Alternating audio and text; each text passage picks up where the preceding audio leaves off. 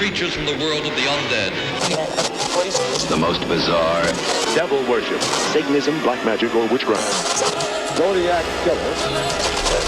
All lights go out and the monsters are released from their coffins. Now, prepare yourself for the most gruesome and grotesque experience of them all.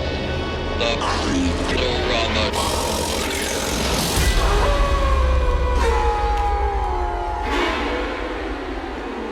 Stupid. I always do that. God. So Death Warrant was filmed before Lionheart. Yes, but released after. After. Yeah. That's what it was. I wonder why, because both of them are pretty. And I wouldn't say the same movie. I thought Lionheart was. It is I like this.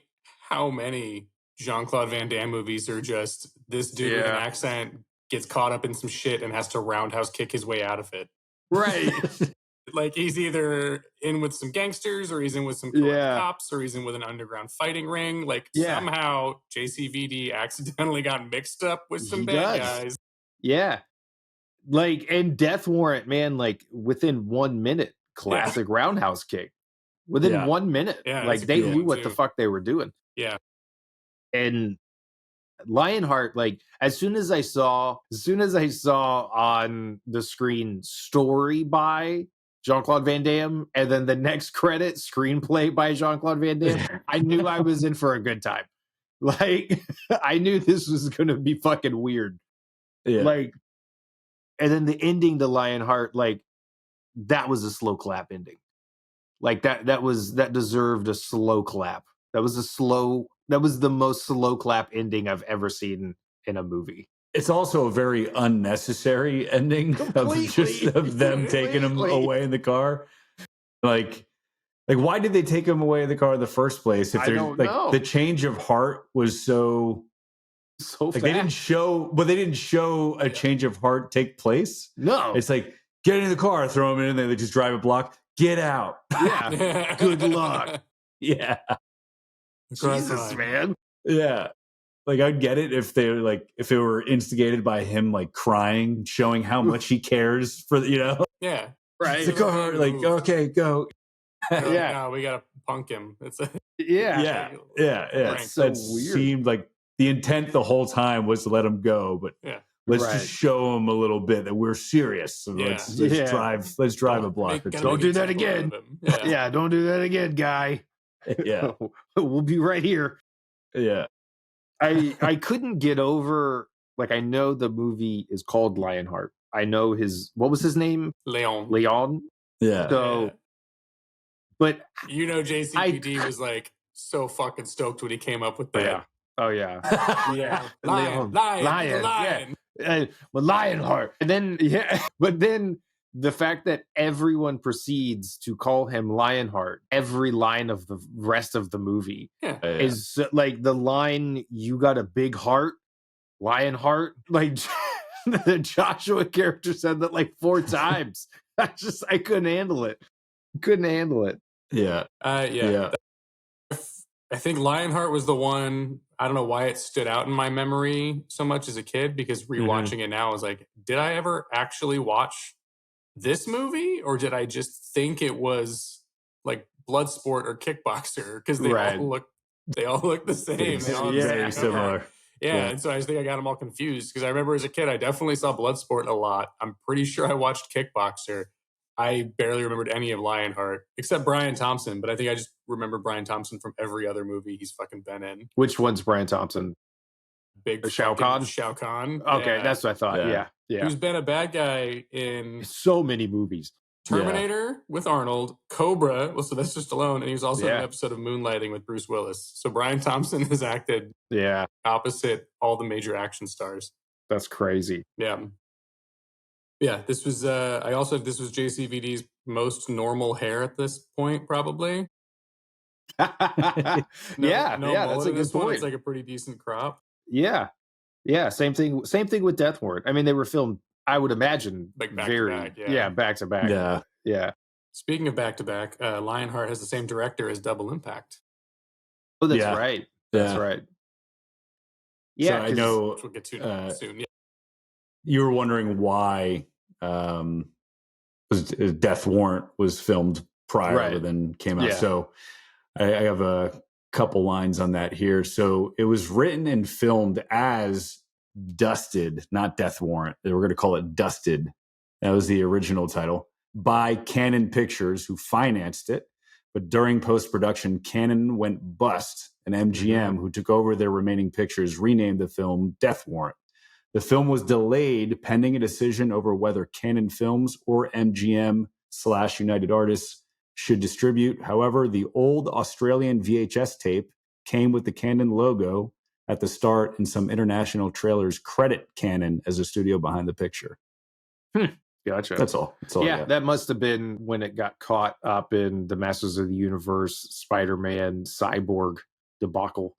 Because that was, they must have filmed that before, like, that whole thing. Right. So, yeah, that makes sense. And Death Warrant did pretty well in theaters, apparently. I didn't realize how successful it was. I when saw looked that it up on Wikipedia.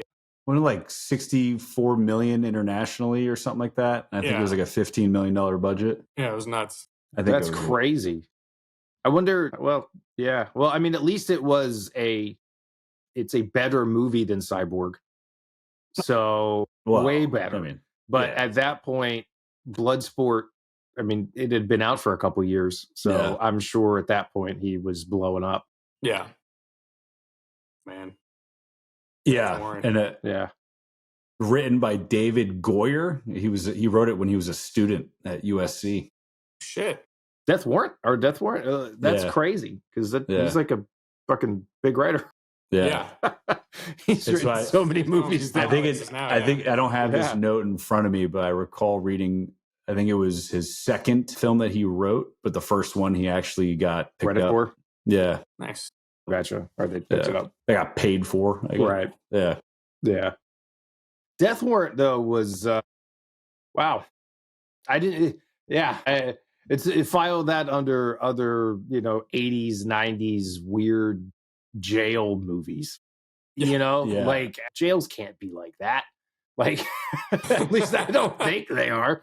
But like, the era just got so creative with these weird dystopian jail. Yeah, this is what happens in our corrupt prison system. Yeah. Well, and they got unnecessarily creative in a lot of places. Where, like, why did they hire or get a French Canadian cop to go to some California prison undercover? Yeah, I didn't catch that. Yeah, are they just trying to work around his accent?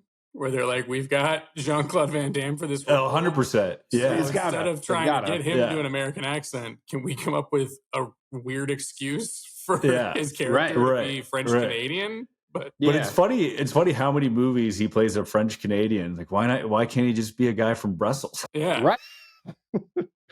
Yeah. They probably just wonder, like, what is that accent? Is that like French? Do you think it's French? Like, I guess it makes sense. French Canadian's close. The average audience member doesn't. Yeah. But I did see that there were other actors they considered to play Burke, his character, which was Sylvester Stallone, Bruce Willis, and Peter Green. Mm-hmm. Peter Green. Who's Peter Green? Peter Green is the villain or the bad guy in The Mask. That guy. Shit. Yeah. So he was going to play that? I'm surprised that Stallone didn't. Like, this feels like a late Stallone movie, too. For sure, yeah. Yeah.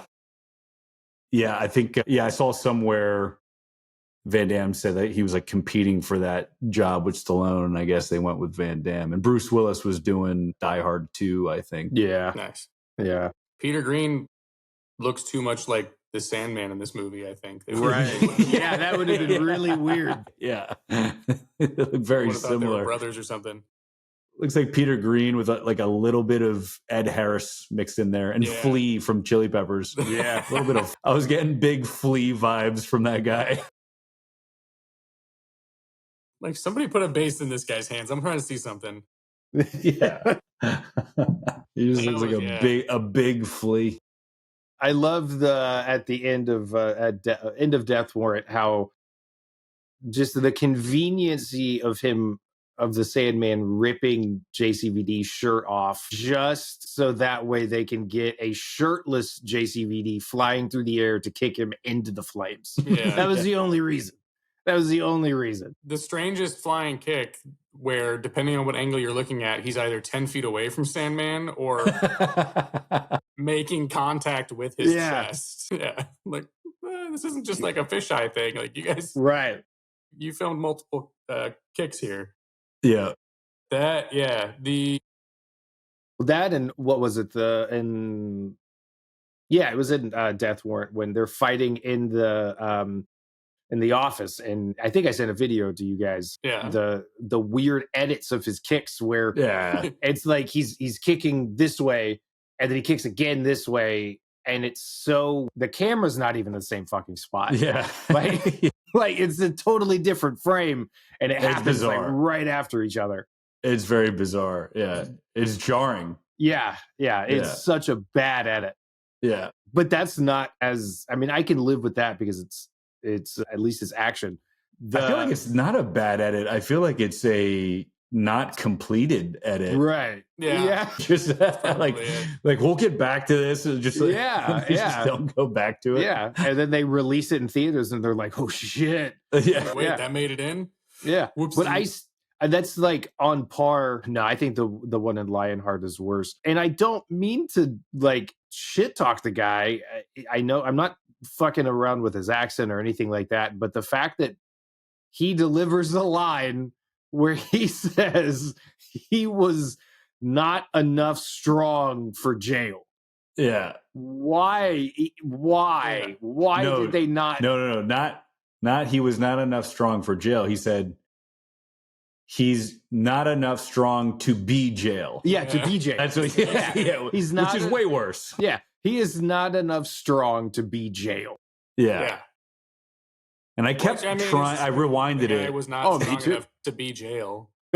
He's not one man. Yeah, you can't be enough strong to be jail. Yeah, you can't be jail. Yeah, you know, like you can't morph into jail, no matter how far. If JCVD can't morph into be jail, then and I don't feel like we're shit talking because I know he's from Belgium, right? Yeah, like he's been speaking English for his whole life. Yeah, it literally just feels like he stumbled on his words. Yeah, like an honest mistake that that I just fucking made. Anyone would make while trying to say something. Why did the director didn't even bother to say, "Let's try that one more time"? Yeah, or they did try it one more time, and again in the editing room, these guys are just fucking like, let's pick this take. You know what's going to make people talk about this movie 30 years from now? Right? Yeah, some fucking stoner intern. Yeah, you would think that the director, who is English, and an American director, you would think that he would be like, "Hold on, run that back, bud. You know, let's do it again." But maybe it was just an inside joke or something. Who knows? Yeah, could be. Maybe JCVD really pissed him off that day. Yeah. Well, I feel like in this movie, and I guess for like all his fucking movies, really, there's just so many strange little. And look, it's not unique to JCVD. It really is the action flicks of the 80s, early 90s, where it's just these odd choices for us looking at them 30 plus years later of, you know, a lot of these fights. And the one that stands out is the last one with Attila. Is that the big in Lionheart, right? In Lionheart, where he's wearing Attila slacks and dress shoes. Mm-hmm. For this, what is a pre-scheduled fight that like he's prepped for. And he's showing up to this fight that's scheduled, dressed in slacks and dress shoes, where JCVD's got jeans on, and obviously, as we all know, the tucked-in shirt, and he's got boots on. And it's like, you scheduled this fight days in advance. It's not like you're at a party and a fight broke out. You're fucking like, I'm going to the biggest fight of my life. Let me put on these jeans and this belt and these fucking Timberland boots. It's a very strange choice. And then again, like, you know, crazy ass fucking fight. Shirt doesn't budge. None. Like, he had that shit tucked in tight. Yeah. Tight. It's great. Remember Mr. Perfect in UF? Yes. I always felt that way about that guy. Like he was just in his matches, like be getting thrown around and shit, but still his tie's fucking perfect. Right. And his shit. Yeah. Yeah. JCVD really rocked the jeans and shirt tucked in look better than I think anybody else in that era. The odd thing too is how high up his jeans are, dude. Like they're above his ribs, but they're above the belly button, and it still looks awesome. Yeah. Like there's very few people that would do that. Yeah. Like I feel if I did that, I would just look like I had like a 4-inch fucking torso, and then I'm nothing but legs. Yeah. Which I already feel like I am that way. So just to like wear your jeans that high and still look fantastic. Like it's fucking gorgeous. That's awesome. Doing that. Because I'm the opposite. I've got real short legs and I'm like all torso. So I should probably benefit from that. That'll help out. Yeah. You just got to get jeans with a really long crotch. Yeah. It's like one of those 10 button flies. Yeah. I do think that that fight in the end of Lionheart, his delivery of wrong bet and then kicks into like overgear or like, kicks into gear. That was the hardest like line ever in any of his movies. Was supposed to be the name of the movie. The wrong bet. Yeah, the wrong bet. There was a couple other ones. There was like AWOL. And a couple other. Lionheart had like 8 alternate titles according to Really? Yeah. It was released under 4 or 5 different titles across the world, depending on what they thought was going to be most appealing to that audience. Funny. I think one of them was just called Leon. Yeah. That would have been terrible. Yeah. Which is an awesome movie. Fucking Leon. True. But it's always weird. It's always but it's weird with to the think about, professional. And this just happens in marketing all the time when people try to come up with a good name for something and they're like, yeah, this just pretty much says what we need it to say. And it works here and it's a reference to this. And it's like, okay, but the average movie going audience doesn't know who the fuck Leon is. Like you have to do something to fight for. Like Lionheart sounds badass. Give them that. Just like Snakes on a Plane was going to be called Pacific Air 121. And they're like, because that's the name of the flight. And it's like, no, you got to. Why does anyone give a shit about what the flight number is? Tell them what's on the plane. Yeah. There's snakes on the fucking plane. Snakes on a plane is the most easy. Okay, now I'm on. Yeah. It's like what that Gerard Butler, like Mike Coulter movie that came out last year was just called Plane. And everyone was making fun of it. They were like, why is this movie just called Plane? And then it ended up doing like $100 million opening weekend. Really? Like, this is one of the best action movies in years and blah, blah, blah. And I'm like, really? Because it's about a plane. Yeah. There's some fighting and I love Gerard Butler. I like that guy. He's got chops and he just keeps making the weirdest action choices. Movies. Yeah. Yeah. Although Den of Thieves was great. I haven't seen the sequel, but the first Den of Thieves was fucking awesome. That's what I've heard. I keep meaning to watch the first one because I want to watch the second one now. Dude, I feel like when 300 came out, we all fucking loved it. And then a year later goes by and it became a joke. And now everybody shits on it. And I want to take it back, dude. Like that movie was fucking cool. I haven't seen it in 15 years. It was cool, dude. Recent? No, don't say it. I watched it semi-recently, probably within the last 5 years. Yeah. And I think at the time, because I remember seeing it opening night in theaters with James and a bunch of friends, and everyone was like, what the fuck was that? And I remember seeing The Departed and seeing the trailer for 300, and I had trouble focusing on The Departed because I just wanted to go home and watch it. But watching it now, or within 5 years or so, I remember the fight sequences and like all of that stuff. And then when you sit down and watch it now, you realize like that's only a couple spots in the movie. There's a lot more talking and a lot more storytelling in that movie than what I ever remembered. Yeah. And so I didn't have that much fun with it last time I watched it. I was like, I'm just going to fast forward to the spot that I want. Yeah. It's like, no, dude, I want to watch all these people like go through all of this epic, action. Watch jacked guys dudes in capes, just like Death Warrant and Lionheart. I was pretty disappointed in Death Warrant for not giving me enough beefy dudes fighting. That's what I wanted. That's what I wanted. I didn't, although I was impressed with the story centering around a serial killer killing people in prison, all of this stuff, like the double cross with the guy who put him undercover and all that shit. But Lionheart felt more like what I expect out of a JCVD movie. Yeah, oh yeah, for sure. Which, I mean, we could even go to Nowhere to Run, where that doesn't necessarily feel like a standard JCVD movie. It wasn't supposed to be. It was originally called Pals. Yeah. It was about, yeah. It was originally called Pals, and it was about an escaped convict who shacks up on this farm and meets a widow and befriends her kids and like becomes a better person, and they end up together, whatever. There was no violence, no like action sequences, but they took the script and they were like, oh, we could turn it into like this kind of movie for Jean-Claude Van Damme. So the original writer has completely disavowed it. He said they've destroyed my script. That was not my movie. It was originally this. Yeah. Wow. That's so weird. I saw that. He said it lost its sensitivity. It lost everything. Yeah. I don't like to remember that movie. Yeah. Van Damme later said the script was not good. The writer told me he was going to fix everything. I was in his house. He shook my hand and promised me, but he didn't fix it. Yeah. Jeez. And well, apparently, Rosanna Arquette did not like. Yeah, I read that. Jean-Claude Van Damme either. Yeah. So I'm like, well. Which really? Yeah. Like that's what 92, 93? No, I think it came out 92. Yeah, so 90, no, I think it was 93. Okay, 93. Okay. So that's right around, Time Cop and Hard Target. And then Street Fighter was, I think, a year or two later.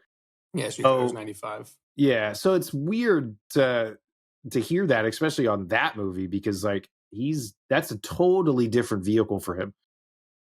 Like it felt like a Western, more like a Western or another kind of lone samurai kind of guy movie. Right. Yeah. It's not really. And what's weird is when I saw that as a kid, I remembered it being like action packed because of motorcycle stuck in my head. Yeah. Which was a dope chase. It was pretty dope. That was a really good chase. It's a nice motorcycle. Yeah. But that and the scene where he's got to walk out of the woods and save her from the guys that are trying to fuck with her at the car. Oh yeah, and which like one of my attendants, the parking attendant, my customers, my customers. God, and he's got a lot of moments like that in his movies where. And I get it. Like, it makes me wonder if it's the director or the writers wanting to make him the hero in moments like that, or if he is pushing to have as many moments as humanly possible. Yeah. In these kind of movies. Because it just, it's super. See The Rock before. Right. He had The Rock being like, I can't lose in a movie. Do you think it was his choice to skinny dip in front of a couple kids? That was weird. Yeah. That was weird, man. Very weird.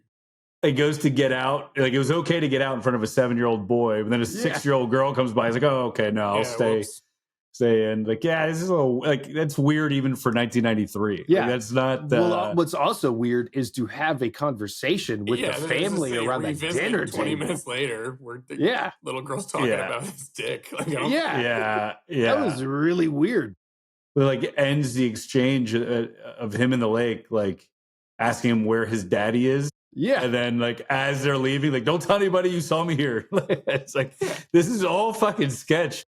Which makes me wonder, like, did you disavow this script because this was added in? Or is this one of the things that was in your original that you don't want us to know about? Like, what happened here? To make it even weirder is Kieran Culkin finds him. Academy Award winner. Right. And I watched it as he was getting his award, which is funny. I was watching it on my TV while on TikTok watching his speech, so that was funny. But to make it even more weird or sketch, the kid comes across him at a camp in a tent in the middle of his like illegally camping, and he's in a suit and he's just looking at porn. Yeah, you like what?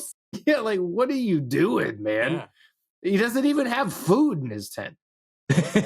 He's got the porn. essentials. Yeah. Yeah. This one and Death Warrant both feature nudie mags, which I thought was Yeah. over there. Little letterbox list you're working on. Yeah. Yeah, right next to my list of movies where an Academy Award winner says boobs are gross. Nowhere to Run was from the same director as The Hitcher. Yeah. And Really? he's also done a shit ton of Tom Selleck movies. I didn't realize Tom Selleck had his own like Jack Ryan type character who had a series of action films. Yeah, and they were all directed by the same guy. That's crazy. But yeah, apparently this it was originally meant for Mel Gibson, the role in Nowhere to Run, and then it went to Jean-Claude Van Damme. Yeah, I think this was a better JCVD vehicle. Yeah. Yeah. Sure. I'd love the whole opening like jailbreak thing because I wasn't familiar with this movie. Yeah. I own it on VHS because I bought it from that guy online, but I don't think I've ever actually watched this one. So when I opened up and I was like, oh, JCVD is a bad guy. I'm like, oh, not really a bad guy. He got locked up because he was defending a friend or whatever. But yeah, the whole steal the car, go to hell. Right. Like he headbutts the one dude and then dives through the fucking cab of the car to knock out the other guy. Like, so good. And he had a lot of good one-liners in this one. I think Au revoir, fucker might be my favorite. Yeah, and strike three. Ted Levine. Yeah. You're out. Yeah. You're out. That's so bad. You know, he was, he was trying something different. Yeah. Well, something different, but also a lot of more of the same. Yeah. He's playing a French Canadian again for some reason. He just gets with a heart of gold and just gets caught up in the wrong place at the wrong. Yeah, very Dave Chappelle-ish and Con Air. Yeah, good guy, really. Just got caught. Yeah, just got caught. Is it Ted Levine? Yeah, is that just how you say Buffalo his Bill? Yeah. That guy, he steals every scene he's in ever. I just always hear Buffalo Bill. Oh, that voice is just so fucking. That's Kimmy came in the room while I was watching it, and she was like, "Is that Buffalo Bill?" Yeah, like, immediately. Yeah. But what I loved about the fight between them, because I mean, Ted Levine he's an intimidating guy, especially as Buffalo Bill. He's creepy as fuck. So he is an intimidating guy. But he's not JCVD. He's not doing spin kicks in the fucking air. He's not flying through. I mean, so I liked the choreography of that last fight. It just felt like a solid dude fight. You know what I mean? It's like, let's just a couple of guys being dudes. Just being dudes. Just a good dude fight. Let's throw you through a sink. Let's crash through a wall. Let's roll around on the ground. Just a good old-fashioned dude fight. And that's another letterbox list. Yeah, I feel like there's dude fights. Yeah. Justin's favorite dude fight. Yeah. I would love that list. Yeah, you don't see that very often. It's just a good dude fight. One just a good dude fight. Martial arts, and the other guy was just getting his ass. Yeah, exactly. Like Death Warrant and Lionheart, those aren't dude fights. Yeah. Those are JCVD fights. Yeah. You can't have a dude. Nobody's doing spin kicks off a car in a dude fight. That's just not it. But that was a good dude fight. Yeah. Well, I love how Buffalo Bill shoots his shotgun, blows a hole directly behind JCVD's head. Yeah. And I'm not a big gun guy. Like, I don't know guns very well, but shotguns have fucking, right? Like, wouldn't have just blown his fucking head? Should have hit him.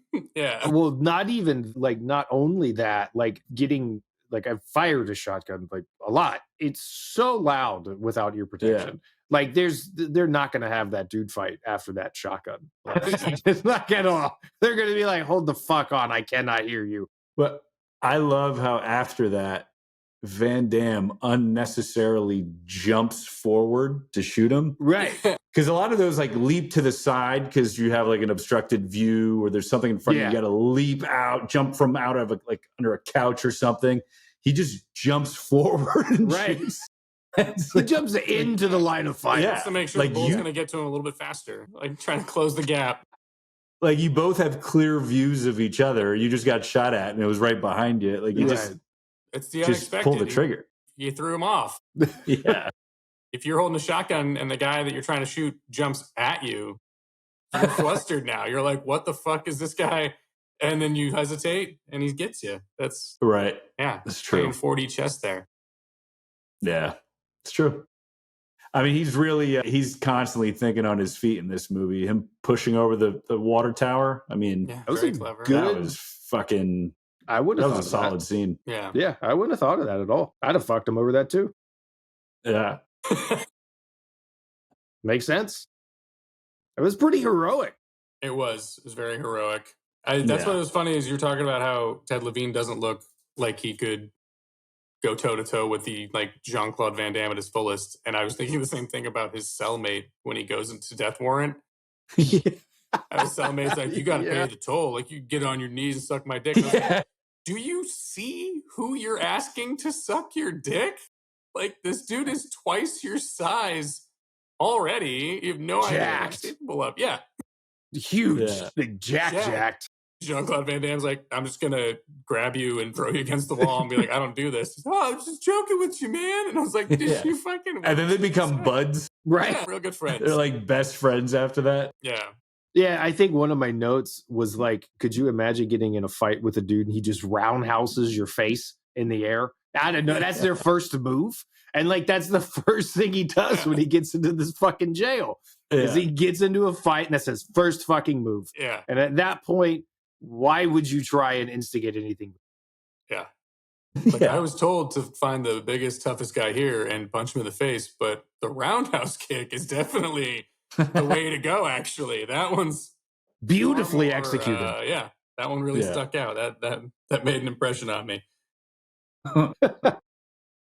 I will say the one scene that always stuck out for me, because I hadn't watched Death Warrant since I was a kid. Like I said, I got it on VHS for Christmas when I was very, very young, and I watched it a few times after that. But I hadn't seen it since. I forgot how many N-words there were in this movie. I was like, wow, everyone in this prison. I have no idea what happened.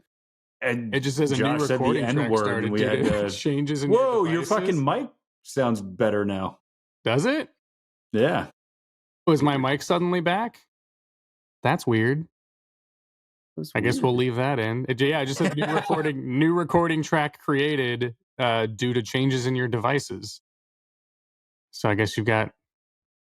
Okay, that was odd. Half hour will be a shitty mic, and then. I mean, you sounded fine. You sounded fine. Sounds better now, though. Yeah, that's good to know. Cool. Anyway, what was I talking about? Oh, right, racism. Yeah, lot of use of the N-word in this one, which I'm like, did I really need to see this as many times as I did when I was like 8 years old? Right. But the office sequence, like, I was confused as to what was happening when he pushes him through in the laundry cart and the guy was like poking the laundry to test it. He's like, oh, you got me. You got the bottle of hooch. And I was like, what are they drinking? And my dad's like, oh, it's in prison. You make really disgusting alcohol. Like, with the stuff you've got in your cell, and then they just like sell it and trade it and everything. And then he goes into the office, and I remember the tension of when the guy walks in and you're like, where did JCVD go? Where's he hiding? And he's just clinging to the ceiling and bleeding now. Just starts bleeding, and the guy moves the mug. I'm like, oh, so good. And now watching that as a 38-year-old, I was like, still pretty cool. Yeah. Yeah. Well, that scene's it's a goof because like when he opens up the file cabinet, he cuts his right arm. Yeah, that's right. And then when he's hanging on the ceiling, he's bleeding from his left arm. Yeah. These things happen. But immediately, and I don't know this actor by name. I do now. Art LaFleur. Yeah. So he plays the Sergeant DeGraff. But immediately, I'm like, I know this guy. Where the fuck do I know this guy? Like, the pharmacist in The Blob. Like, right, and he's he's Babe Ruth in The Sandlot. He is, yeah. And he's the Tooth Fairy in the Santa Claus 2. Really? Yeah. I'm like looking at his IMDb, and I was like, the fucking range on this guy. He passed away a couple years ago, sadly. But yeah, Art LaFleur. I was going to say each movie, Art LaFleur, Ted Levine, and then Brian Thompson and Lionheart, like each of these movies has one of the most like recognizable or iconic character actors. Right. Where you're like, oh, fuck, it's that guy. Yeah. Yeah, it's so weird. Dude, he's got a fucking melon on him. When there's a scene where Sergeant and then Van Damme, they're like, both their profiles are like facing each other. And he's like, his head's like 4 times the size as Van Damme's head. Yeah, he's giant. Damn. Yeah. Yeah, those. It's weird how many movies that those guys showed up in. I feel like there's more people that are typecasted now because those guys just showed up everywhere. Yeah, right. But it was weird because I don't know why I recognize him as Babe Ruth from The Sandlot, obviously, because I watched that a lot as a kid and I love baseball and all that. But for some reason, him as the Tooth Fairy, which is just so stupid in a Santa Claus sequel that I don't even watch every year. But that's what like stuck out to me the most. So seeing him in this movie where he's just like a vile racist, just evil person, I'm like, right. You were the sweetest baseball ghost and Tooth Fairy I ever knew when I was a kid, and I forgot. And I saw Death Warrant before I saw Santa Claus 2 or Sandlot, so I don't know why this version of him didn't stay stuck in my memory. Like we all know Ted Levine is Buffalo Bill, but no. Yeah, man. I also like going back to how they have to do his fights, like in Death Warrant. I love the fact that they had to handicap him right at the beginning of that fight. Like he's going in and it's epic and it's building, and then he just gets clocked out of fucking nowhere with a giant pipe or wrench or whatever the fuck that was, just to level the playing field. Because like same thing with Nowhere to Run and Death Warrant. Like at least Lionheart, the dude he fights at the end is giant. Yeah, he's hey. Hey. Hold on, I gotta change my fucking speaker. Hold on, I might have to drop to do this. But yeah, that dude in Lionheart's fucking massive. And he's got the rib injury, right? So he's also still handicapped. He's handicapped. Right, right. Yeah, I love how he walks in looking like a fucking Inspector Gadget villain with a cat, just fucking like Dr. Claw, fucking. Even in the middle of the fight, he goes to pet his cat. Yeah. Like classic. Because just like why not? You know, there's no reason for it in the movie. It was pretty awesome. That's so stupid. We were just discussing how in order to fight the JCVD, you have to handicap the JCVD. That makes sense. You know, with a broken rib or with a pipe to the face. Yeah.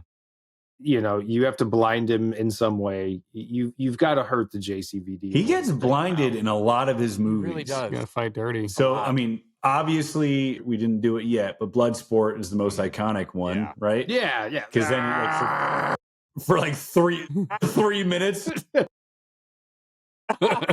in the beginning of Lionheart, he gets sand thrown in his eyes. Yeah. And then also it makes sense because in the fucking French Foreign Legion, there's a lot of sand to throw in your eyes. Yeah. And then Nowhere to Run, I think he throws what's maybe like bird feed at him or like some grain from like the farm or some shit he throws into his eyes. Yeah, that's right. Yeah. So stupid. I don't know what other movies JCVD gets blinded like that, but we have three here for sure. List. Yeah. We've got three. Yeah, we've got a few now. Does he show his ass in every movie that he's in aside from Street Fighter? No, because I definitely remember when he shows his ass in Nowhere to Run, I specifically was like, oh, it's a treat. It's JCVD's ass. Because like it's a treat. It's a treat. You know, for the lady. Another letterbox list. JCVD ass. Yeah, because like some of his movies, you can there's have an ass JCVD shot, but ass not as a treat. full ass. That's a treat. As a treat. That's the name of the list. Treat.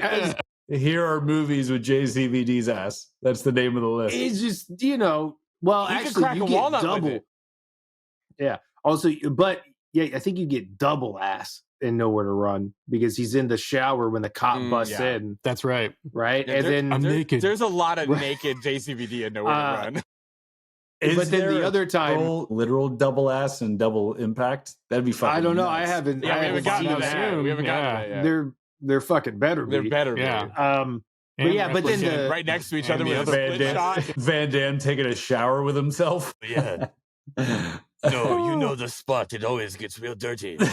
So hard. So hard. It's so hard. So hard to reach my back. Get it for me. Oh, man. No, with your dick. No, my dick. because they're twins. Right. Yeah. You got to get every nook and cranny. I get it. Yeah. Jesus, the mental images. But yeah, the second ass in Nowhere to Run, or it might have been the first ass. Like we've already discussed it, but you know, the lake just so happens to be in a lake in front of some kids. That was weird. Yeah. That was very 80s, 90s. A very not even thinking about this. Yeah, it is weird. I think it was weird for back then too. Was it? Okay, good. Yeah, I think so. I think it was weird for back then too. I think so. And there's a whole roundtable discussion about his penis. Yeah. That's real weird. It's that, and then the circling back of Kieran Culkin's character talking to his mom and him being like, "What'd you do to him?" Like this kid's like 7, man. Yeah. That feels a little bit too much. Yeah. He's like fresh off of Home Alone 2. You know. It's a different Culkin.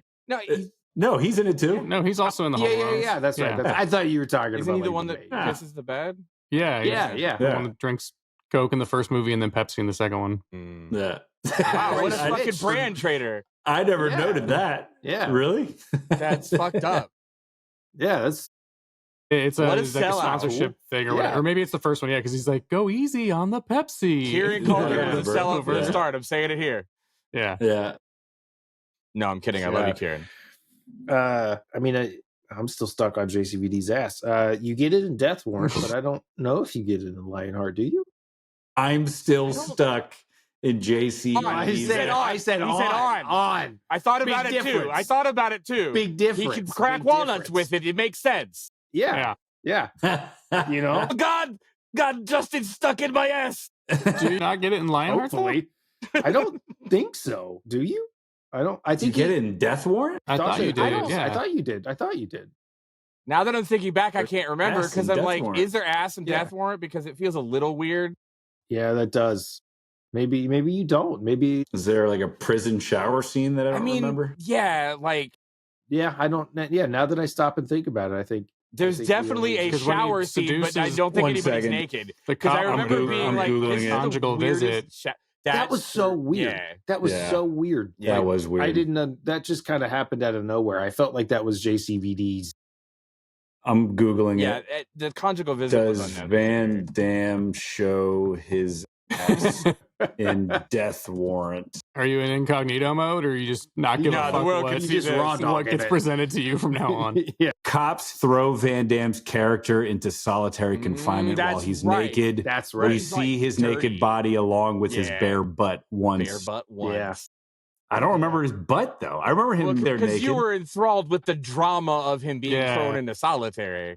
With him being like jacked and naked and dirty. Yeah. Right. There was drama of him being they didn't jacked just, and naked. Freeze on the butt like they did with some of his other. Yeah. Right. Yeah. With an action shot of his butt.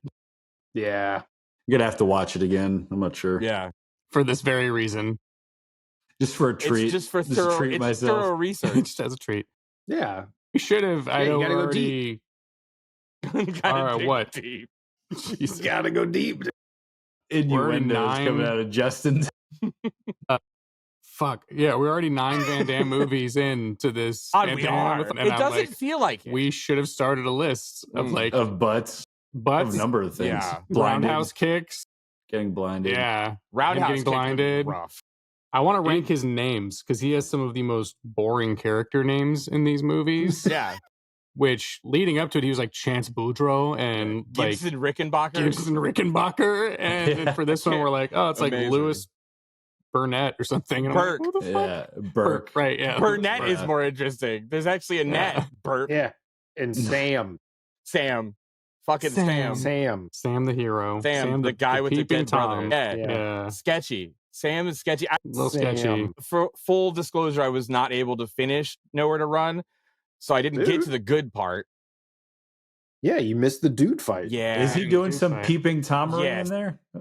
Yeah, we watched her get ready to take a shower. Yeah, he's like just sitting outside the window watching her around the house, get undressed and get into the shower. Well, yeah. Not cool. But like, you got a magazine back at your tent, dude. Like, yeah. Which doesn't help. That doesn't lower the creep factor. That just jacks it up. Wow. You know what I mean? He should just words chosen. Yeah. Words chosen. I Josh picked those would say. words on purpose. Yeah. I didn't say jack him off. I'm just saying jacked it up. Increase the level of creep. Yeah. It's true. Yeah. You know? Yeah. I'm sure he jacked off later. You know, as one does. As one does when you're camping on someone's backyard in a suit. Right.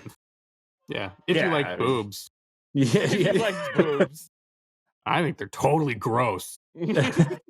What a dumb campsite, by the way. Like, he's trying to be incognito, right? Yeah. And then he's just fucking naked in a pond on some lady's like land. And he's in a white tent. Can't even bother to try and get a green tent to blend in with fucking anything. Where did the tent His come options from? are limited. I'm guessing the car. Okay. Because he stopped to get all that stuff. And then, but he definitely didn't buy a tent because there was like fast, like convenience store shit. But then he just shows up with a tent, and I was like, it had to have been in the trunk. Him and his buddy were probably going to use it. Yeah, his buddy had everything planned. He even had a recording in case I happened to die. That's very fucking right. True. Never in my life have I thought about doing that. I like I like thinking about the cops getting it, and they press play, and they're like, oh, well, I guess the money's ours. Stop. And they just throw out the rest of it. So you didn't finish Nowhere to Run? No, I didn't get a chance to. You missed a good fight. Blame Prince, man. No. A good dude fight. Yeah, good dude fight. I'm going to finish it. I have to do my due diligence. Yeah, you got to. Yeah. My Jean-Claude Van due diligence. Thank you. Yeah. Yes. I like that. I would definitely say, though, out of these three, I think I liked the vibe of Death Warrant more because it just has a weird, it's just fucking weird. Yeah. I mean, I'm a sucker for a prison movie. And even though it was like the most like the most lenient prison I've ever seen. Yeah. Like there's a whole, like you go into the basement and there's fucking scarves and interior decorating and shit. And the guards are just like, oh, cool. Whatever. Do your thing. Like, sure. I feel like that's out of I don't think that happens. Yeah, no. There's a lot of now I understand like they have to work with what they have, but man, some of those prison sets don't look like a prison. No. But I think I liked Lionheart more. I think that was the most JCVD movie out of these three. Yeah, that's I think Lionheart quintessential dead center Jean-Claude Van Damme experience. Like, it's equally it's an underground fighting league. It's literally just Jean-Claude Van Damme is in the Foreign Legion. That's the weirdest part of it. And then like he had to do that to throw back to his heritage. Yeah. And had to fight his way out of it after what happened to his brother. Yeah. You know, while I was watching this, because I haven't started the new season in 1923, but I don't know if you guys have watched. I know James has. What's the first part? Yeah. In that show, I was laughing because the differences in storytelling back then versus now. And I know 1923 it's a prequel to Yellowstone, so like it's a show. You know, you got to drag the story over X amount of episodes. But in that show, one of the characters starts off at the beginning of season 1, and he's in Africa, and he's a rough and rugged, handsome guy, and he's killing fucking leopards and shit that are attacking people. Honestly, he was my favorite part of the show. Yeah, he was great. He was a great character. But then he gets a letter saying, "Hey, your family needs you all the way in Montana." So now he's got to get back to Montana. Right. In 1923, which is a task. It's a difficult task. Yeah. But by the end of season 1, you're thinking this is like episode 2 or 3. You're thinking like, okay, we're coming up to the end of season 1. He's going to get back home, and then it's going to kickstart the fucking main story. But by the end of season 1, he's fucking nowhere near America, let alone fucking Montana. He's literally just getting into a bigger, more high-stakes situation that he was already in. He gets it, like, he loses his wife. He gets in a boat. The boat crashes. It capsizes. He got to fight off a shark. He's got to do all of these fucking things, and he's still nowhere it's near good. It's home. really good. I kind of wish that they'd just done a show about him. Right, but it's so long, and then it's been 2 years in between seasons, so like I don't give a fuck if this guy has made it back home yet. So all of that to say, when you watch Lionheart, He's same fucking continent. Same continent. He's in Africa. He's in Africa. I got to get home. Yeah. 5 minutes later, he's gone. And then, to be fair, it's like within 15 minutes. It's like the 80s. Agreed, but he gets on a boat. And he goes up river. Yeah, and he goes. Go up river. Yeah, that's a superpower. He could go up river really well. Yeah, I'm going to fight within these people in LA so hard. 15 minutes, this man makes it from Africa to New York City without a dime, with no plan. And I appreciate the fuck out of that. Yeah. That's the dream. That's how The Rock got here. That's how it was $7 he had in his pocket, and now he's the most electrifying man in show business. So let's ignore the fact that he came from a fucking legacy family. Right, yeah. Hey, I really want to wrestle. Okay. Sure. Then go ahead and do it. Yeah, as long as you could do it. Yeah, he debuted at Madison Square Garden. I feel like maybe he had a leg up. Maybe a little one. Maybe. God, we're $7 games. Okay. $7 in a legacy. Yeah, it's like I had $7 in my pocket. Okay, how many did you have in your savings account? He didn't have it's not relevant. Account. I had $7 in my pocket and be like, yeah, I have $0 in my pocket at any given time. Like, no one carries cash anymore. Yeah. One of these days, The Rock is going to find out how much shit we talk about him and he's not going to care. He's the final. No, bro. No, dude. He's the final boss now. He's the heel of all heels. I guess. I don't know. Yeah, that'd be. That's right. And now he's got Cena on his side. Shut up! I haven't watched Elimination Chamber yet. Right? Well, it's all over. Yeah, it's all over. I know. Okay, I know. Anyway. I'm trying to stay. Anyways, yes. So Lionheart. Lionheart. So this motherfucker makes it from Africa to New York in 4 minutes flat. Yeah. And I love that the whole movie is just everything goes wrong. He doesn't even make it to be there for the brother. And the rest of the movie is just forgot about Jean-Claude Van Damme kicks so much ass he fixes everything. Yeah. Yeah, you're right. Which is all he needs to do. That's why it's the quintessential It's the Van Damme-iest It's the Van Damme-iest Van Damme. Van Damme-iest Van. Or the Van Damme. It's the Van Damme that all of the Van Dammes are judged against. Yeah. It's definitely up there. I also love, speaking of, because Death Warrant obviously has a lot of racism in it. Yes. But wow. Was not expecting that. Yeah. But Harrison Page in Lionheart is playing one of the blackest stereotypes I've ever seen on film. Like, let's give him a gold tooth. And then when you walk outside, he's going to be eating fried chicken, leaning up against the car. Like, however, it's just so honestly, crazy when you see this and you're like, oh man, these actors had to just agree to do this shit because they were so hard to get a role in Hollywood that they would all just play. And you see that in Death Warrant too, where this guy's like, you fucking dead essay. And I'm like, that is the most like, okay, so you're a Mexican prisoner and you're going to act like a Mexican prisoner and you're going to say some of the most like angry Mexican prisoner shit just ever. Get and this Danny dude's like, I am a fucking actor. Yeah. But what's your name? Mark? Not today. Fucking could have been Mark Javier. Mexican guy won. Yeah. That's what it was, dude. Although I think Joshua was a great was great. I thought he was fantastic. I loved him and I thought he was great. 100% these little things every once in a while where they're like, we gotta remind you that this is. There was one shot, I forgot what he was doing, but you could see the look on his face, like compared to everyone else. He was like, oh, this is.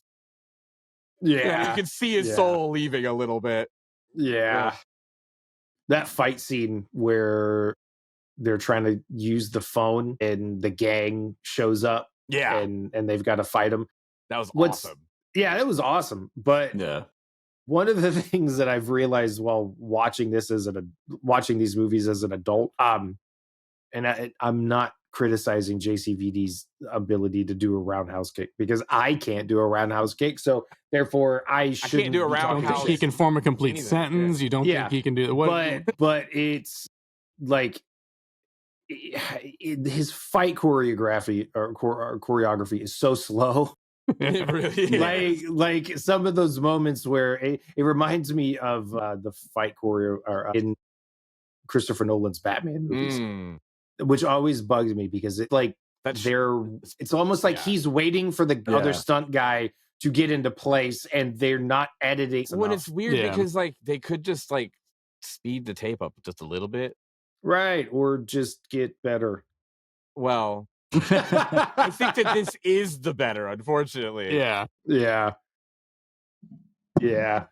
But you know, I mean, he's still, maybe it's just to place emphasis on like how hard his kicks and punches are. Part of it is because he's got dancer background, obviously, so he's emphasizing the kick. He does? Yeah. Dancing or ballet? I mean, I can't remember ballet which form of dancing. Yeah. Well, yeah. I just wasn't sure if it was ballet. like a specific. I was just going general because I'm not entirely sure. Yeah. I don't know, but I'm going to go out on a wild limb here and say it's ballet. I think it's because I think that's for sure ballet. He looks good in tights. He does look good in tights. He looks great. Look at him in breaking. Yeah. Have you guys seen his ass? Because no, I haven't at all. In tights? Yeah. Like I've only seen his ass naked at this point. That's saying something. No, you see them in boxers in his kitchen in Hard Target. Yeah. The split. It was supposed to be an agreeing, but you know, hey. But yeah, I'd take a bite out of it. A snack as a treat. It's a treat. Yeah, like that scene. I think my favorite fight scene in Lionheart is in the pool. Where so good. Where they're both wearing the black singlets, the wrestling singlets in that drained pool. Just a bunch of like people outside the pool. Those fight scenes were so like the first one where it's like a bum fight. Like I was like, all right, that makes sense. But all of them after that just progressively get more and more like, what are these rich people doing? Yeah. And I think it's the first time I've ever seen. It was in the pool fight. I'm pretty sure he threw an elbow uppercut. Yes. I've watched a lot of MMA. Like I was a big MMA fan for years. Never seen an elbow uppercut. And I feel like there might be a reason for that. I don't know what it is. He only throws one, but they show it like seven times. Wow.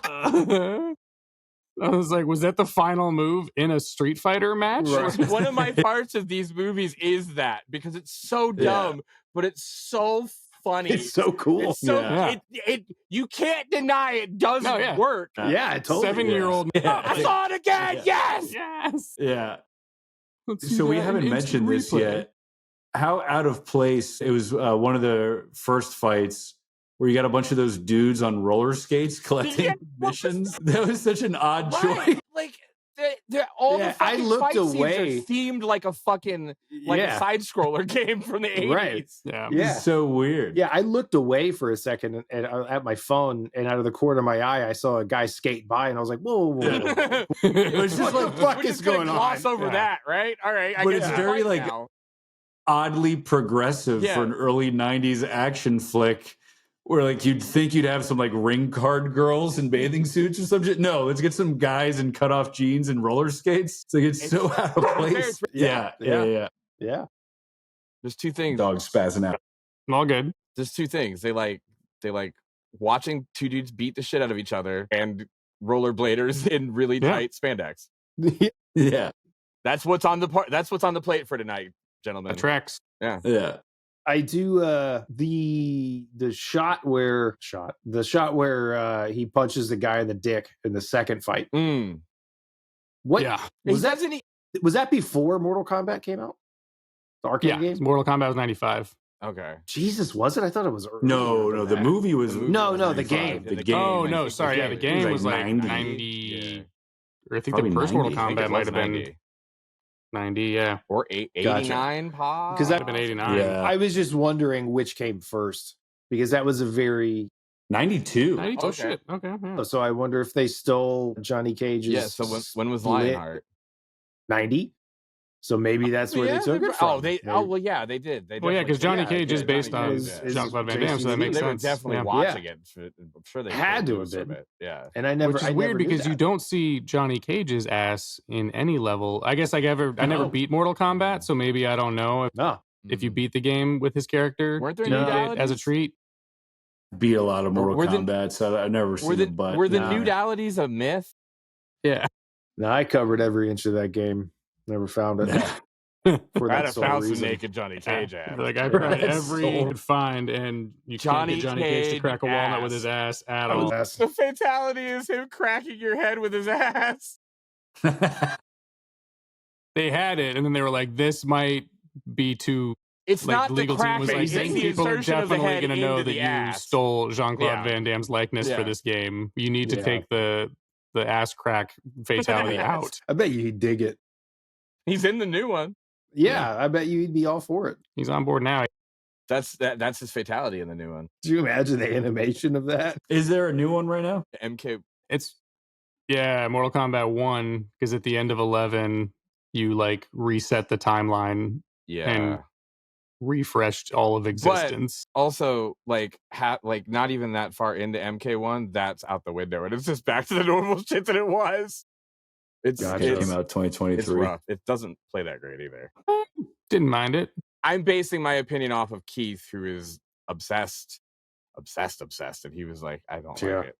Yeah, I'm not much of a loved all gamer, them, so I enjoyed it plenty. Which is weird because that's the only game I play. So I'll play Mortal Kombat and be like, I love this shit, and then I go online and be like, this is fucking dog shit compared to these other 10. So I am happy. I mean, slowly fading off into the background, like, oh, okay. Yeah. And I'm like, so this is for me then, and it's just for me. I'll take it. Although Kimmy did buy me Silent Hill 2 for Christmas, and I've been playing that, and fuck that game forever. Why? Is that hard or good? So hard. It's so hard, which is hard. good. Yeah, it's really good. It's the remaster of the original Silent Hill 2. So it's Silent Hill 2, but it just looks fucking good on the PS5. Gotcha. I cheat. Took turns and beat. Because I'm not a big gamer. Yeah, so I just find the walkthrough on like IGN.com, and I'll fuck around for like 5 minutes, and then I'll just be like, "What do I got to do next?" And they're like, "Go to the end of the hallway." There's a bunch you got to go to the end of the hallway and open the drawer, and I'm like, "What?" "Thank you." So it gets to the point where it's just like me watching a movie that I'm directing or something. Sorry, Derek, I can't help it. I did the same thing with what was it, Resident Evil 2 remake. After a while, I was like, I'm so fucking. I'm so done. I made an innuendo about a dick or something like that, and he can't handle it. Or something about being hard. Right. It was so hard, so good. But yeah, Resident Evil, the remake of Resident Evil 2, after a minute, I was just like, how did 12-year-old Justin remember every single step of these games? That's the thing is, little kid me never did. Like, I'd get like a level or two and fucking I'd be fine with it, and then I'd just die and play it over again and die and play it over again. Yeah. I got so good at Resident Evil 2 that I was able to beat that game in like 59 minutes. I think that was the fastest I ever beat it. But yeah, like trying to play it now as an adult, I love it. I beat it, went through it, all of it. And I was like, but I was just like, fuck this. Where's the walkthrough? Yeah, dude. Yeah, I played like 4 hours of Silent Hill 2, and I'm apparently, according to my home screen, I'm like 11% of the way into the game, and I'm like, fuck this. But it's just like the shittiest thing is there's health, and the only way to like get healthier in the game is to drink a health drink or get a syringe, and they're fucking nowhere to be found. And then if you die, the last time I saved, I was already damaged, and I keep dying in the same fucking spot because they're like, yeah, you have to go in here to get the next piece, and there's going to be 3 crawlers and 2 mannequins, and I'm like, so I can't win this game then. I have to start over and try to remember that part without the damage. It's literally it's that a mess. Exact same thing. The exact same part that you're talking about is we had to fucking go backwards and fucking start. Yeah, it's such a mess. And because it's the PS5, they put the radio in the controller, which makes it super fucking creepy. 1,000 times creepier because it feels like you're holding the fucking like CB radio that does the static whenever a monster's nearby. Like, there won't be any other sound coming out of the controller, and you're kind of like getting into the game, and then suddenly like you're like, oh god damn it, there's a thing. So that's when I pause it, and then I play some Candy Crush, and I relax. See, you're a gamer. You're fucking multitasking. There we go. He could play Silent Hill 2 and Candy Crush. Yeah, and get nothing else done. Yeah. Whew. I wonder what JCVD's glute workout is. There's that video. Yeah, there was a one video that we saw. Yeah. Does he have a workout video that I don't know about? No, the one that I showed you that he posted himself. Yeah, That's he right, posted it. Yeah, did you see the... He posted it on Facebook where he does like these weird... Dude, go... like back You didn't wind-ups and watch shit. It's the Maybe clip I missed of it. him Dude, on Friends. scroll up. And then it shows the workout, which is... Oh, yeah, on the Friends one. Yeah. Yeah. I saw that. That's very weird that he posted that. Well, I don't think it's that is weird. it? I think it tracks. Yeah. I'm saying that it's weird, and it is Yeah. weird, but it tracks for JCVD. Yeah. Yeah. Probably does a lot of Tell me. deadlifts, a lot of mule kicks. A lot of mule kicks. That was the scene where I out loud said, "Haha, fuck yeah!" When Academy Award winner Kieran Culkin aimed into the horse at the bad guy, and then went to get him to kick. Amazing. I remember that from being a kid. I do remember that scene. Yeah. What's funny is because I saw Nowhere to Run on like HBO or Showtime or Cinemax, one of the previews, and I don't remember any of the movie that I was able to watch up to this recording. All of the stuff that I remember from that movie is on the back half, and I do not remember Kieran Culkin being in it, or a sister whatsoever. Yeah. Also, the little kid in Lionheart, that's Ashley Johnson from Last of Us. Yeah, the game. Yeah. Still, she's so young now. Yeah, it's her first. No, well, I mean, I don't know how old she is now. Yeah, younger than us, but in her 30s. Yeah, but, yeah, because that was her first movie. And the hacker in Death Warrant is the kid from Near Dark. Really? Wow. Oh yeah. Wow, I didn't catch that. That's cool. That kid looked familiar. I was like, yes. Yeah. I didn't catch that. Yeah, I think I was looking through the cast on Letterboxd. I was looking for someone named Hacker. I didn't find it. His name's like they have his full name on IMDb, which I thought was strange because I'm like, do you even hear his name in the movie? Yeah, he's just like some hacker nerd kid. And then Meyerson, the one who Jean-Claude Van Damme's about to have him drink the sody pop. Sody pop. The guy who gets set on fire. I was trying to figure out what he's from, and I was like, oh, he's just like the weird character actor who's been in a handful of movies. And I remembered him from Friends. He was in multiple episodes of Friends where he just played like the weird old guy upstairs or whatever who like comes by the apartment in just a handful of episodes. I was watching when I watched Death Warrant. I was like that guard guy with the real stone face, who's like the main guard in Death Warrant. Yeah, we were. I was like Art Lafleur. Yeah, is it? Lafleur? What do you know him from, James? I because I've watched Replacement. I love the movie The Replacements with Keanu and Gene Hackman, and he's in that as the like assistant coach. Yeah, I think you're. So last night is Art Lafleur. Yeah.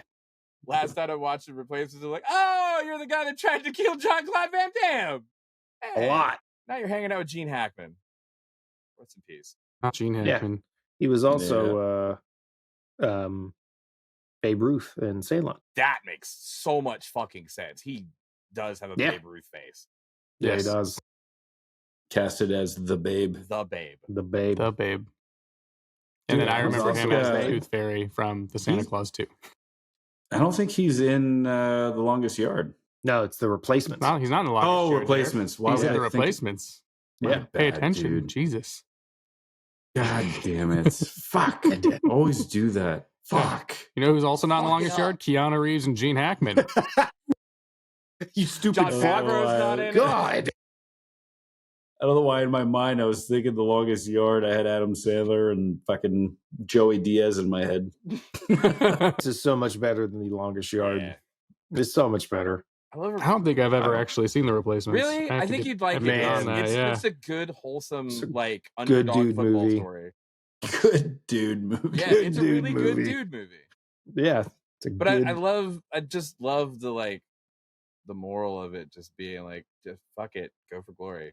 Like, yeah, doesn't have JCVD's ass though. Doesn't have any ass. No, does it not have any ass? I don't think it does. I'm pretty sure there's some ass in one of the locker rooms. Doesn't have any ass? I think Not even a little there's as some a treat? comedic relief ass in one of the locker room scenes. Comedic relief ass. Oh man. Sorry, I'm pretty everybody. Sure he's going, ole, ole, ole. There's a cracking That's jokes right. reference in there somewhere. God, dude, Art LaFleur is he's in so much shit. Yeah. In the army now. Oh, that's right. Yeah, he is. Yeah.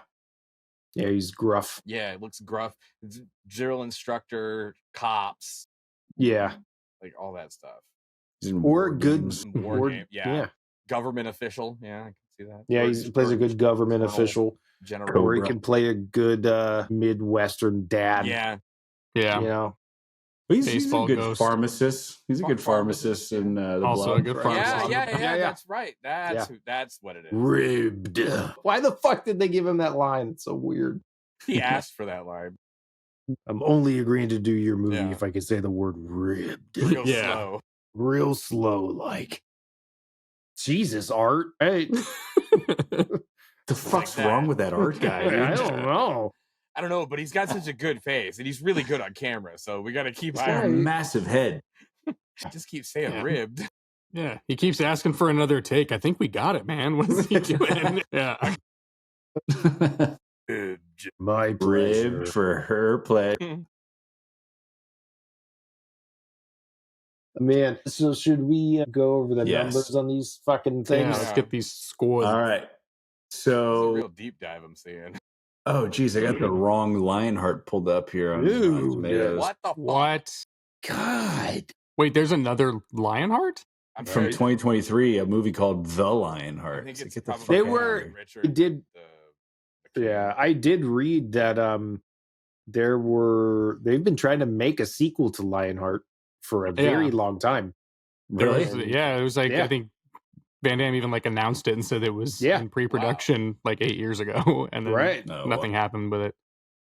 It's him fighting his way back across the United States and getting back into the Foreign Legion. It's like, It's like the end of that movie where they're just like, oh, fine.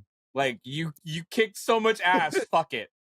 Yeah. Fuck the laws. Fuck the entire reason that we were sent to America from North Africa in the first place. Like all the money that was spent. Like we're actively disobeying orders, I would assume at this point. Like, Jesus, like just fuck it, bye. The kid seemed real sad though. They did. Yeah. The kid was so sad. Yeah. So sad. So sad.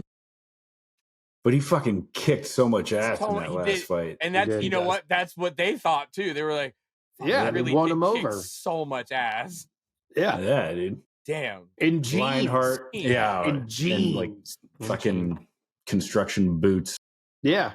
He's from Jersey. He skis in his jeans. So Lionheart, we got a 39% tomato meter. Oof. And a 52% audience score. Yeah. Fuck yeah. That feels Fuck like an audience movie. Yeah. If Jean-Claude Van Damme had run. killed the landlord when he had the chance, they would have bumped that up to over 60, I think. Yeah. Right. But he just let him walk away. Yep. Nowhere to Run, we've got 36% tomato meter, 33% audience. That feels appropriate according that to feels the first good. half. Sure, yeah. Yeah.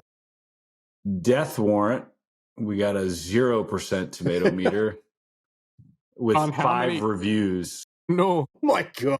God. Oh no. How did that one? Wow. And Only then got 5 reviews. And then a 35% audience score, which is higher than the Nowhere to Run audience score. Wow. which is Okay. funny. So yeah, so Lionheart, Death Warrant, Nowhere to Run. So wait, so hold on. So Yeah. 5 people reviewed it and it still got a Gave 0. him a 0. Yeah, they gave it a 0. Yeah, we got 5 Because 0% that's reviews. usually like aggregating. Like, Well, no. Well, no, because Rotten Tomatoes is good or bad. So Yeah. if 5 people had reviewed it so and one of them said it was balances out. good, then it would have a 20% tomato meter.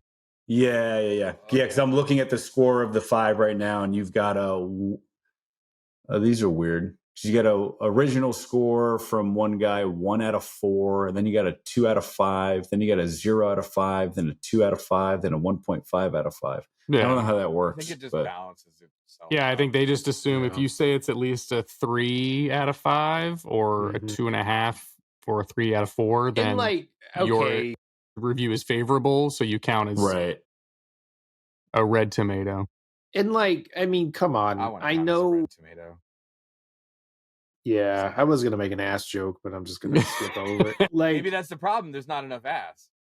No, that had more ass than the other ones. Sudden death? But and Death Warrant. Death Warrant. No. Nowhere to Run. So Nowhere to Run was the one that had the 0%. No, Death Warrant. That's right. That's 0. But yeah. So on it's 5 like, reviews. okay, I understand that Death Warrant was not the greatest movie ever. Yeah. But come on, that deserved it. I enjoyed I thought it was better than Nowhere to Run. Yeah.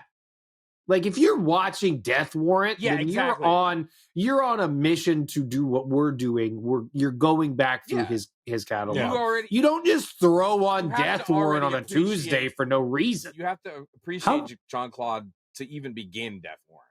Yeah. Mm-hmm. To even know about losers. Death Warrant, I would say.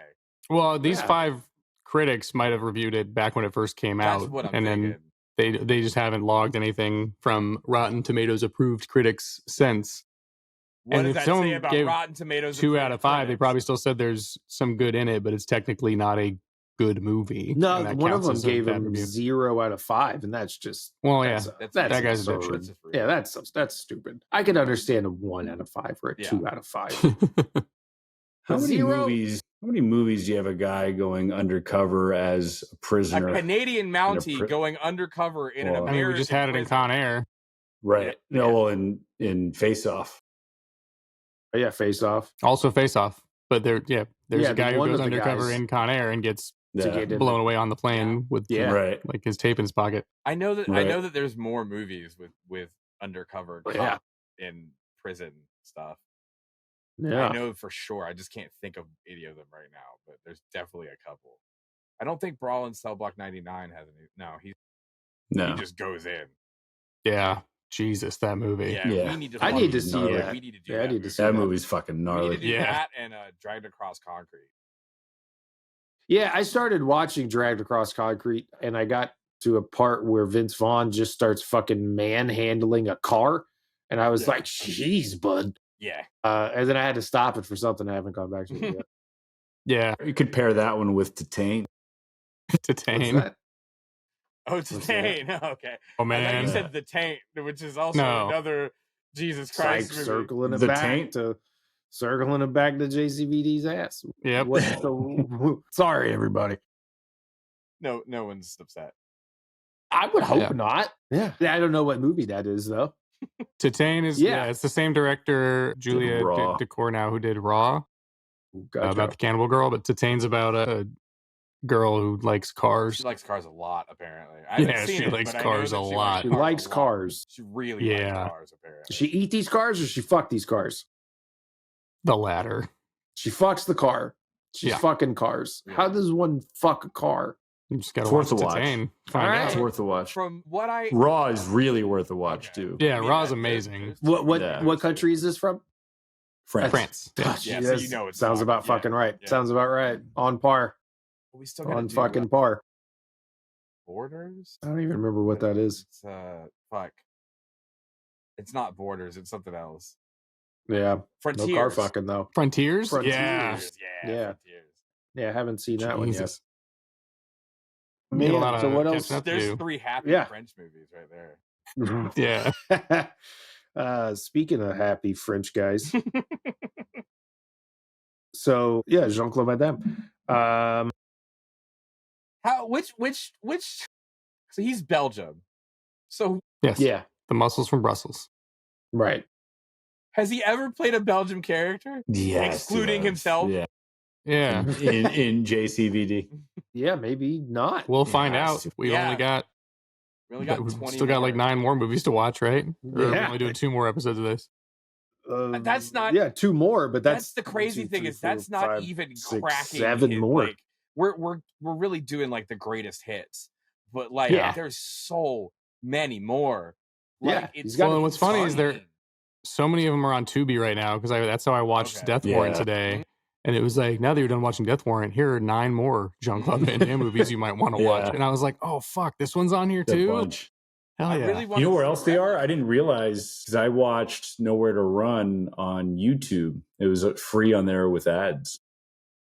Oh, shit. wow. Man, I paid $3 to rent that shit. Fuck. I figured I should have sent it to you guys. I figured you had it on VHS. All you guys had that shit on VHS. On VHS, but the VCR's in the bedroom, and I was like, I want to watch this in the living room while I'm working. Gotta invest in the VHSs, dude. Yeah. That way I could watch JCVD on screen and look at JCVD on the cover too. True. It's true. Also, They even use the same fucking shot on the back. Dude, yeah. What? Yeah, well, not the same shot, but I mean, it's fucking the you got to same get a photo of him doing a flying kick on the back, and you got to get a photo of him with the fist forward on the front. Have to. Yeah. Right. Was he Is it the ever even flips? in a tank top in this? I don't. Outside of the onesie thing that he fought the dude in the pool? I don't think he was. I don't think so. I don't think so. No, there's I like the his big dude that lion he fights tattoo, at the end though. has Yeah. one. It's a good line. Yeah. I didn't catch it. Was that the tattoo that he had on his chest? Yeah. I didn't see When he wakes what up, it he's like, where are was. my clothes? She's like, I told him Yeah. to burn them. And I was like, what is he? He has a lion tattoo on his chest now? That's lucky. Yeah. I didn't put that together. Yeah. I also like that. Jeez. Isn't he like I'm the lion at first, and they're like, no, come on, that's ridiculous. Lionheart. I think he said his name was I know that he told him that his name is Leon, and then and for then the first Joshua. the first fight, I think he calls him. No, because the right in the because I thought I face palmed because he says his name and then he was like Lion, Yeah. Lionheart, and then he gets all like stoked and he's like, who wants to fight Lionheart? And then they proceed to say the word fucking Lionheart 15,000 No, times. he throughout the first movie. just calls him the lion. Yeah, though. in the Really? bum fight. Yeah. The one under the very bridge. first bum fight, he's all sworn he like, said Leon, lion. No, the lion. We got the lion. The next one, he tells him he's the lion, and the guy goes, Lionheart. Yeah. And Yeah. The rich guy who has to take fucking possession of everything. Right. I guess I'll have to watch Lionheart again. You don't have to. Dude, I'm not sad about it. No. Yeah, I'm I do okay love with that it. every episode we just discover that we need to rewatch all of these movies again. I just watched it 4 hours ago. Yeah. Oops. They're good movies. Yeah, they're good. They're good. I'm of the like action heroes.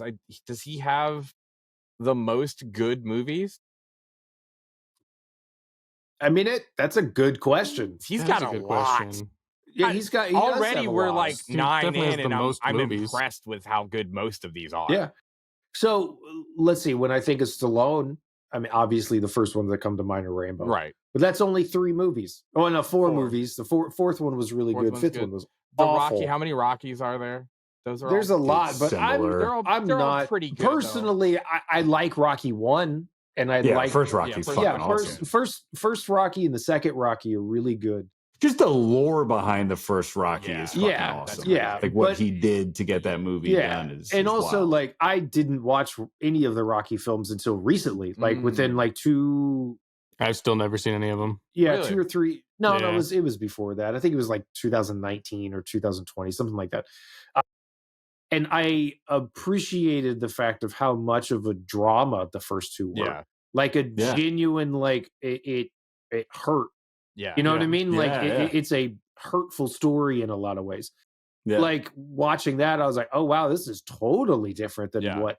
It really is more like the later Rocky whenever he comes back. Because he becomes so much of a superhero at some point, you know? Yeah, and Yeah. it just becomes a parody of Yeah. itself. And however, The those Creed are movies kind of my fucking favorite sucked. ones. Yeah. And then Just him But- fighting fucking Dolph Lundgren. That's so yeah, that good. was So great. good. That was great. Yeah. But yeah, and Dolph Lundgren, I felt like he never really got a start that he deserved. There's some No. Dolph Lundgren movies we're gonna watch for sure. Yeah, There's like a couple. it sucks. I mean, I got the Masters of the Universe poster right there, and he was fucking so good in that damn Yeah. movie. Yeah. But You know he what just- movies we really got to fucking dive into? Some Jackie Chan Yes. movies. That guy's Fuck. fucking awesome. I could Yes. Yeah. I fucking Police Story. love Yeah. Oh, Jackson. yeah. So Yeah. much. And so we'll throw a much. horror movie back in every once in a Yeah, while. yeah, Rumble in the Bronx is one of my favorite movies of all fucking time. Fucking good. Fucking nice. Movie So fucking good. in Nebraska, and my mom found out that Rumble in the Bronx was playing at the local theater, and she was fucking hyped. She was like, "You want to go see Rumble in the Bronx?" And I was like, "I don't know what that is." It's a new Jackie Chan movie, and I was like, "Who the fuck is Jackie Chan? I've never heard of her."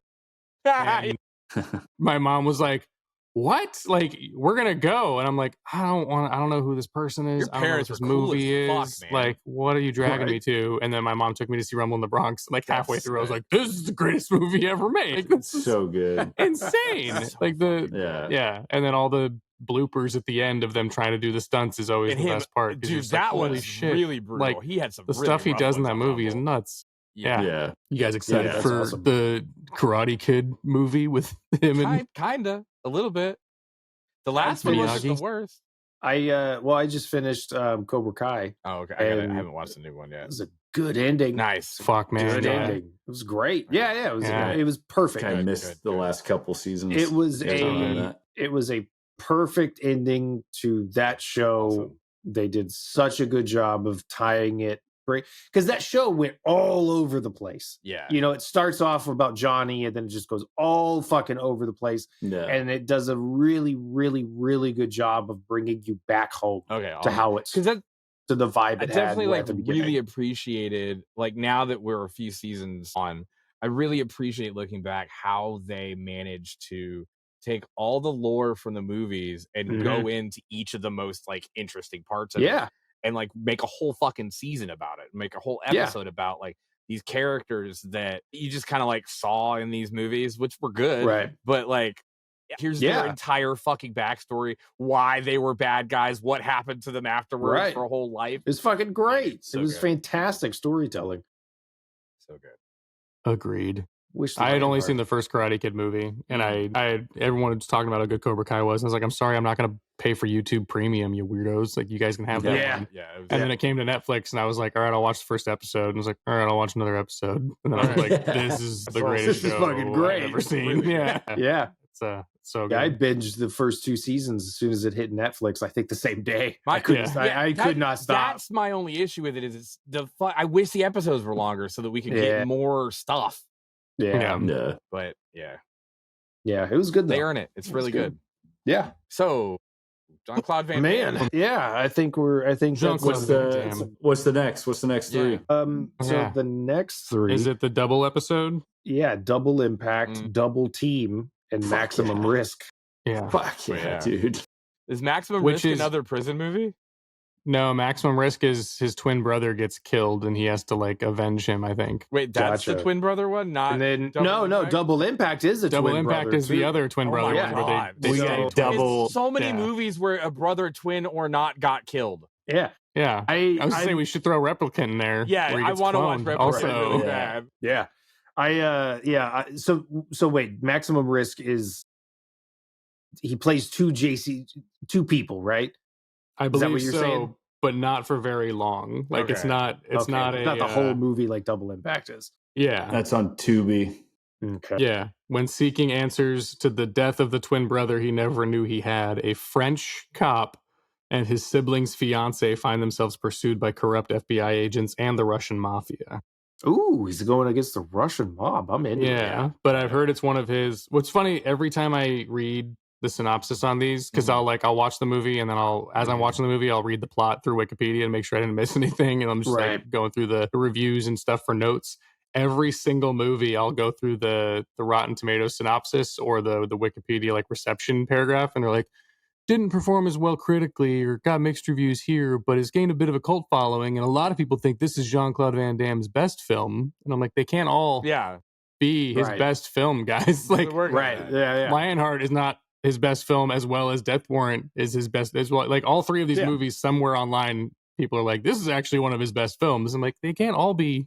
Well, I do think that like, the guy's had like 15 top 3 films. What? In retrospect, it kind of makes sense. Like watching these, I'm like, look, I can see where it's hard for somebody to pick which one is his best movie. So hard. It's so hard. No, it's not hard. It's Bloodsport. It's Bloodsport. Yeah, it's Bloodsport. Bloodsport is his best movie. No question. No debate. No arguing. No anything. Bloodsport. Sudden death? Period. Bloodsport. And then Double Team's a close second. It's so. See, and Hard are the two that I watch like 3 or 4 times a year. So Bloodsport. I'm super Double Team. Hard target. So hard target. Like those. It's a hard target. Hard target. Horde. Target so hard.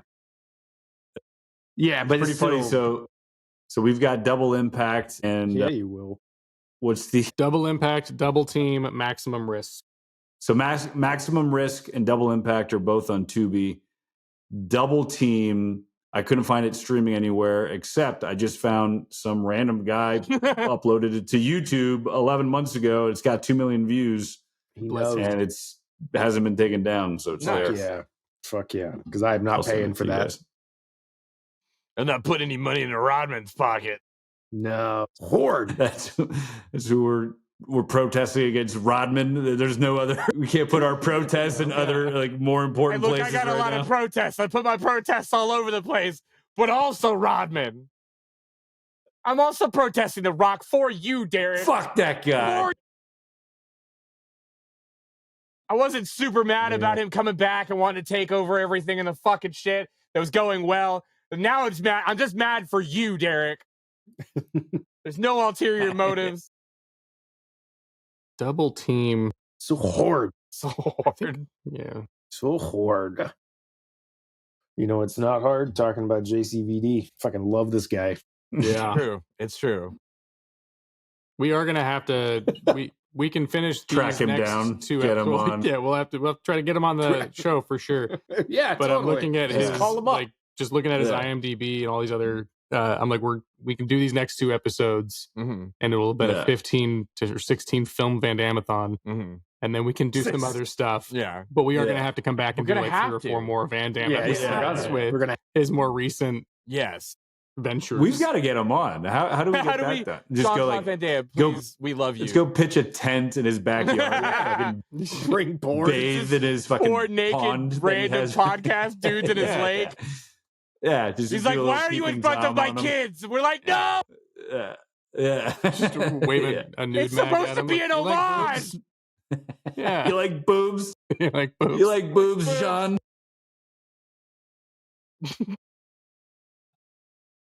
Let's do it. That's so good. I bet he'd be into it. Hashtag JCVD's a creep. Wait. No, he's no, I mean it in like he's like a friend of the podcast. Yeah. Right. JCVD well, I'm sure my behavior towards him would be How many times have you shown your butt? A lot. Yeah. Hey, do you want to do a podcast with 4 guys that are super gay for you? I was thinking about your podcast, and I went and I checked just before I agreed to do this. I noticed you have a letterboxed list of movies where I show my ass as a treat. I like that. I like that. All 4 of us are just rocking a t-shirt tucked into our jeans. What are you getting at, JC? I just want to let you know there's 3 movies missing from that list. Let me cover those. What did I get myself into? Oh. How do I get out? Oh, what a great another Van Damme movie where he plays 2 of himself. Are you saying the cologne gets in his ass? Is that what you're saying? Maybe. James wrote it, dude. I don't know. You got to ask him. Story by James. Screenplay. Is by it a Derek. shrinking film? Yes. Oh, yeah. There you go. Shrinking JCVD film. God, that's a Honey, I Shrunk JCVD. It's just got like one of them. There's JCVD inside of JCVD. Yeah. My God. They enter in some fighting competition. Either that or they break into a prison. One of the 2.